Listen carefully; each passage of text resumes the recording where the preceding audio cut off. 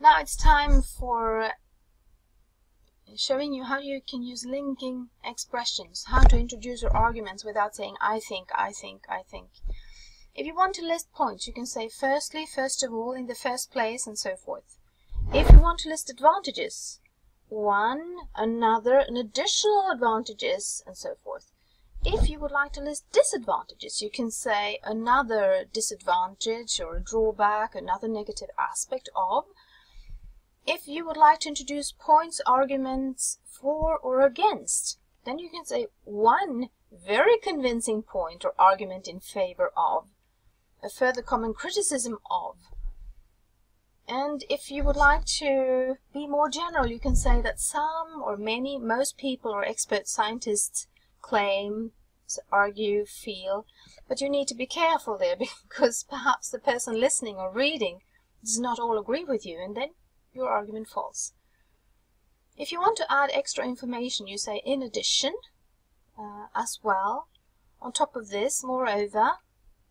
If you want to present contrasting information, you say however, nevertheless, despite, although, and then you sort of change what you've said before. If you want to introduce the results of previous information, you say consequently, as a result, due to, because of, thereby. And if you want to give the reason for something, you say as, since, because, in order to. And here you got one, expressing a sequence of events. Firstly, secondly, or in the first and second place, then, after, and finally. And when you want to introduce examples, you say, for example, for instance, in particular, this is clearly illustrated. This is shown by the fact that, or a clear, striking example of this is the fact that. And if you would like to emphasize a point, clearly, it's obvious, naturally, and so forth. And to express reality, in fact, the fact, actually. But if you make a general statement, you just say as a general rule, generally, in general, on the whole.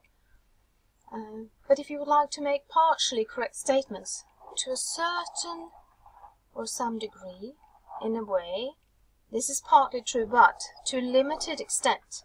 This is what you can use if somebody has a totally different opinion from you.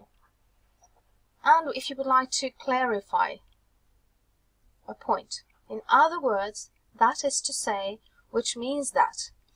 So this is formal English, and this will emphasize things that are important. You direct the attention away from yourself, and you can present your arguments in a very logical and clear way, and it becomes much more interesting to listen to you as well when you have these linking words that will enable your reader or your listener to know where you are headed.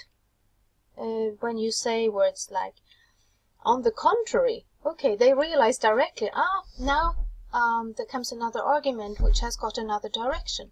So it's very, very good if you can learn these words and try to apply them when you write. Good luck.